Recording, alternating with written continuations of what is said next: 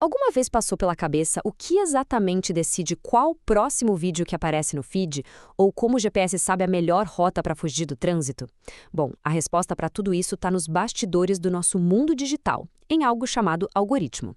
Hoje, a gente vai desvendar como é que essas sequências de instruções que parecem invisíveis, na verdade moldam a nossa realidade, e por que entender essa lógica é tão fundamental nos dias de hoje. E para começar, vamos dar uma olhada nessa ideia de Steve Jobs. Ele dizia que programar ensina a gente a pensar.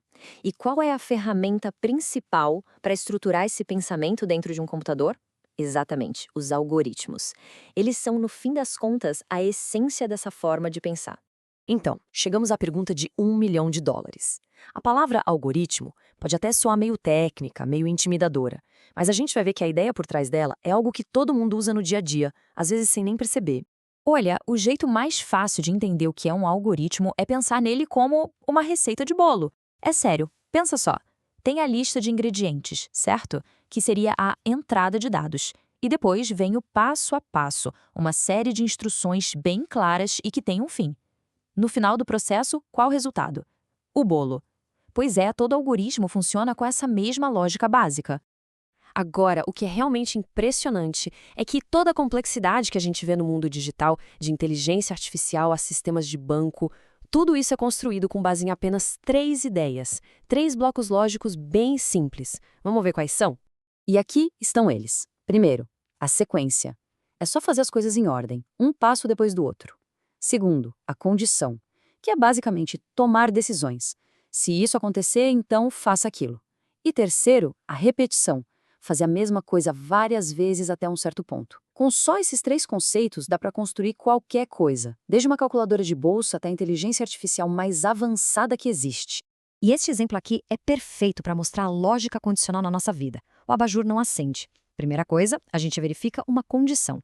A lâmpada está bem arroscada? Sim ou não? Cada resposta leva a gente para um próximo passo. Isso é um algoritmo na sua forma mais pura. Ok, a teoria a gente já entendeu. Mas como é que esses blocos lógicos funcionam na prática, de verdade? Vamos aplicar eles a uma das tarefas mais importantes da computação: colocar dados em ordem. Então, o nosso problema é este aqui, uma lista de números toda bagunçada. Um computador não consegue simplesmente olhar e arrumar tudo. Ele precisa de um roteiro, um passo a passo. Vamos ver como o algoritmo clássico, o famoso Bubble Sort, resolve isso de um jeito bem metódico. O algoritmo começa bem simples. Ele compara o primeiro par de números. O 46 é maior que o 39? Sim. Então ele troca os dois de lugar. Aí ele avança para o próximo par. 46 é maior que 55? Não. Então deixa como está. E o processo continua, comparando par por par até chegar no final.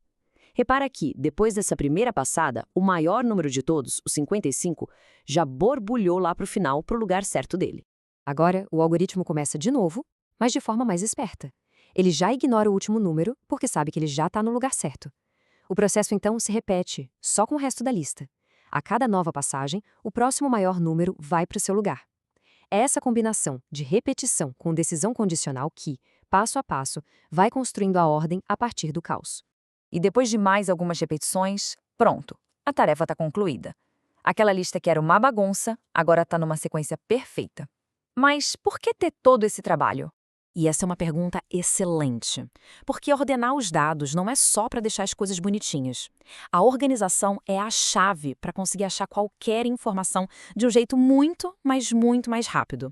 E aqui está o porquê. Numa lista desordenada, o único jeito é a tal da busca linear, olhar item por item até achar. Mas numa lista ordenada, dá para usar a busca binária. É que nem procurar uma palavra no dicionário. Ninguém começa na primeira página, né? A gente abre no meio. E dependendo se a palavra vem antes ou depois, a gente já elimina metade do livro de uma vez só.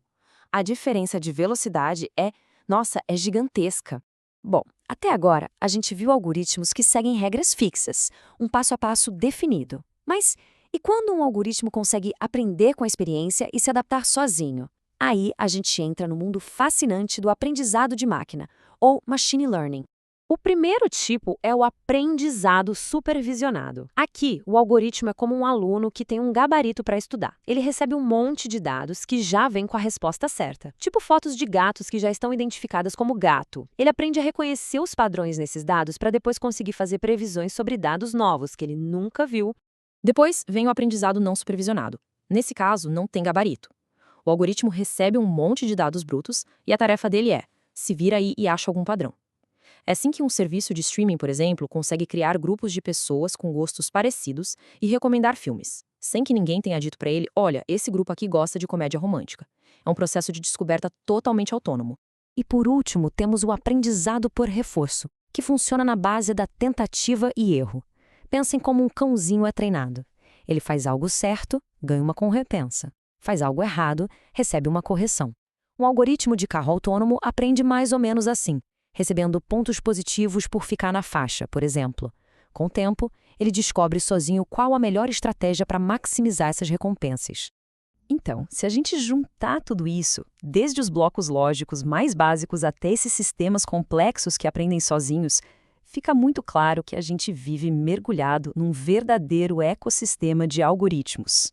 E eles estão por toda parte, pode acreditar, sempre trabalhando nos bastidores. O algoritmo que recomenda o próximo filme, o que acha a rota mais rápida para escapar do engarrafamento, o que decide se um e-mail é spam ou não, todos são sistemas complexos, organizando, decidindo e prevendo o tempo todo. E esse aqui é o ponto central. Algoritmos não são só uma parte da computação, eles são a fundação. São a receita que transforma um monte de código num aplicativo que funciona. São a lógica que transforma dados brutos numa decisão inteligente. Simplesmente, sem eles, programação não existiria. E essa frase nos lembra de uma coisa muito importante. Não importa o quão poderosos ou autônomos esses algoritmos pareçam, a origem deles é sempre humana. Eles nascem de um problema que alguém quis resolveu ou de uma tarefa que alguém pensou em automatizar. E isso nos deixa com uma reflexão final. Para pensar mesmo, os algoritmos que a gente constrói são, no fundo, um espelho da nossa própria lógica, das nossas prioridades e, muitas vezes, dos nossos preconceitos. Ao criar o passo a passo para as máquinas seguirem, na verdade estamos definindo como o nosso próprio futuro deve funcionar. O que será que essa imagem refletida diz sobre nós? Fica aí a pergunta.